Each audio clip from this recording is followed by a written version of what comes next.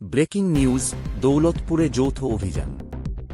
দক্ষিণ দিনাজপুর জেলার দৌলতপুর এলাকায় বড়সড় অভিযানে নামল বংশীহারি থানা পুলিশ ও বিডিও দপ্তর। বৃহস্পতিবার রাত প্রায় ৮টা নাগাদ চালানো হয় এই যৌথ অভিযান। অভিযানে এক তৃণমূল নেতার বাড়ি থেকে উদ্ধার হয়েছে বিপুল পরিমাণ ত্রিপল, শাড়ি, মশারি, চাদরসহ বিভিন্ন ত্রাণ সামগ্রী। অভিযুক্ত গণেশ প্রসাদ, যিনি বংশীহারি পঞ্চায়েত সমিতির সভাপতি ও এলাকার প্রভাবশালী তৃণমূল নেতা হিসেবে পরিচিত।